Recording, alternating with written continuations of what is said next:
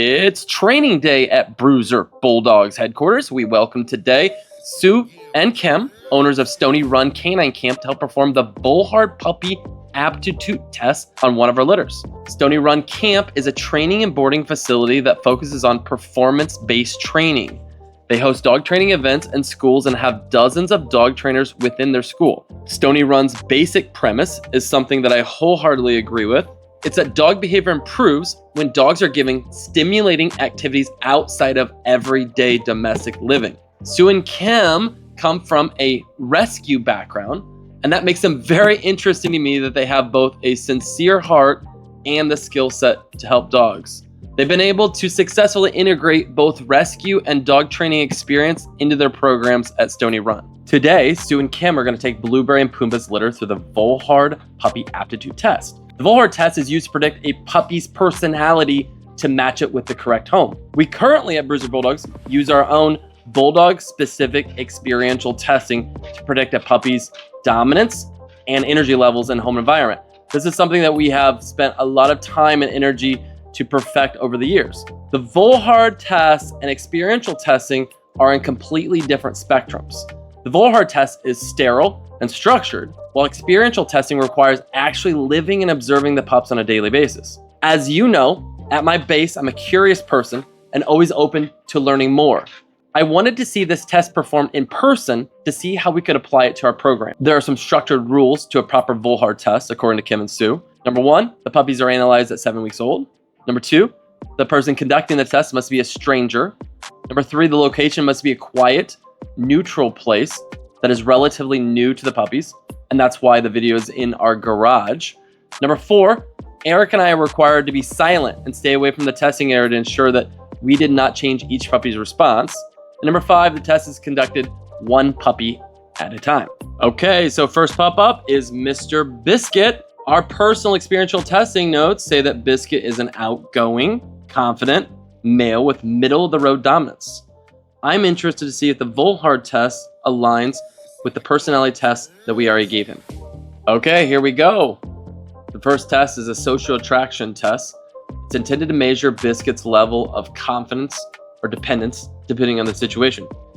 As we can see, Biscuit is placed on the ground, and there he goes, immediately right back to Sharon. The next test is elevation dominance. This test finds out if the pup is comfortable trusting you in such a vulnerable, submissive position. As you can see, Biscuit is more than comfortable in this position. I think what Sharon might not know is that this is actually a Bulldog's natural lazy position. I've seen a lot of Bulldogs prefer this position naturally in a sleeping or laid back environment.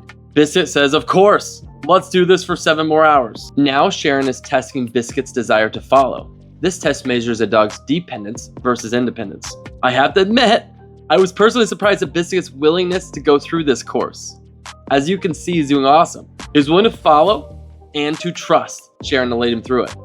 As many of you know, quite a few Bulldogs would have sat and laughed if you asked him to do this. I think it's a testament to Sharon's experience and Biscuit's personality. Look at him go. Agility training might be in Biscuit's future. Now, Sharon is testing Biscuit's food drive.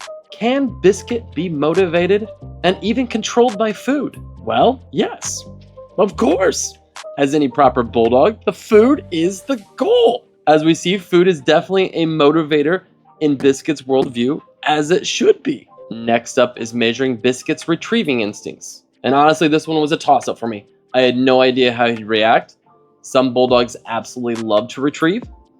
Others will look up at you and say, "You dummy, why don't you go get it?" But like a true champ, Biscuit goes after the paper ball, half Bulldog, half Lab. And at this point, Sharon was really excited about Biscuit and started talking in depth about Biscuit's future in performance training. Yes, Biscuit, way to represent the fam. We finished up the testing with some fear and sensitivity type tests. Is Biscuit friends with the dancing Snoopy? Well, yes, he is. Does Biscuit care if you touch his paws? No, he does not. Does Biscuit chase shiny objects or care about loud noises? No, not really. In the end, the Bulldog test really doubled down on the things we already knew about Biscuit through the experiential test. Biscuit is super playful, confident, and has a big personality. He needs a strong owner that can tap into all his vast potential. We absolutely love him, as did Sharon, and think he would make a great pup for someone. Next up is Blizzard. From living with Blizzard, we know he has a slightly softer personality than Biscuit and gets along great with other dogs. We see him as a confident, steady, and easygoing pup. We'll see what the Volhard test says about him. Look at that face. Such a cutie. All right, here we go. It's game time for some meet and greet with Sharon. Blizzard has never met a face he didn't want to lick. He looks her in the eyes and says, "Love at first sight." First test up, will he come to Sharon? Biscuit says absolutely not. He was just kidding about that love thing. He is out of here. And we go into test number 2, Blizzard's willingness to follow. I think it takes Blizzard a few obstacles to be convinced Sharon is worthy to follow, and then he is all in. And this is something you see in Bulldogs. They know their people, and sometimes it takes 15 to 20 seconds for them to think about a stranger, to understand who they are, and then to know they're comfortable. And as you can see, after a few moments, Blizzard says, "Whatever you want, Sharon, I'm all yours." So we see Blizzard is now fully committed to this test. No, he isn't an Aussie. He had to think about whether he wanted to follow or not, but ultimately he decided it was a good idea. Stereotypical Bulldog behavior. Sharon now goes into the elevation dominance test. She puts Blizzard in the position, and he says, "Yes, please. Scratch my belly and dominate me, Sharon." Now we need to see if Blizzard is food motivated. The ultimate Bulldog test.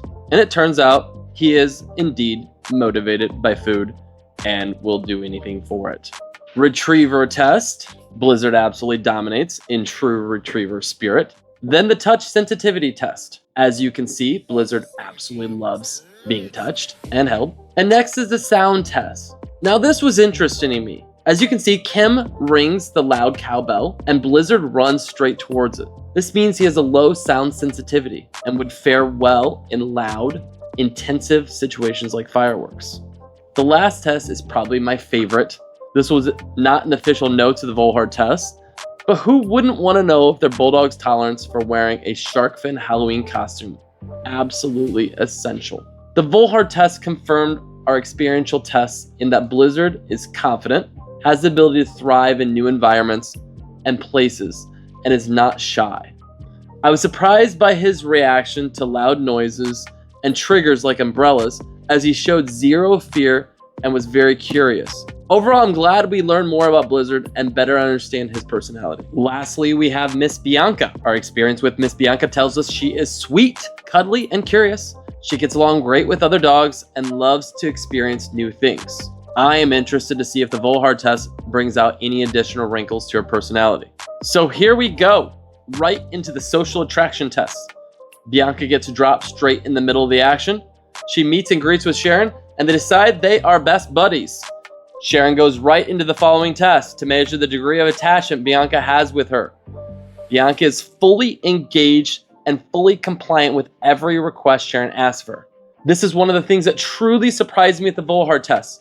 I never expected a Bulldog pup to perform so well in an obstacle test. Sharon is obviously a professional and knows how to speak to puppies. Next is the food motivation test. And true to her Bulldog self, Bianca shows she will do absolutely anything for the munchies. And now it's Bianca's favorite, the elevation dominance test.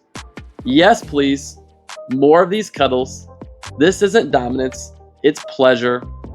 We know from living with Bianca, she absolutely loves to be held like this and will do anything to be cuddled. Sound sensitivity test. I was personally very pleased when Bianca went straight at those bells with curiosity. It showed a lack of fear and a strong personality. Lastly, the shark fin to measure touch sensitivity, and the dancing Snoopy umbrella to measure sight sensitivity. Good girl, Bianca. You did awesome. The Volhard test confirmed that Bianca is confident, not dominant, and plays well with other pups. I was surprised at her willingness to follow Sharon through the obstacle course, as I had her tracking to be a touch more independent. All in all, the Volhard test was super fun to learn and will give us another tool to use when examining our puppies. Even more importantly than learning the Volhard test, I valued spending time with Kim and Sue from Stony Run Canine Camp. I firstly love their mission, and secondly love they've been able to blend their rescue work with dog training. Being pro-dog is the most important thing, regardless if you're a trainer, rescue, or breeder. Hope you all enjoyed the video.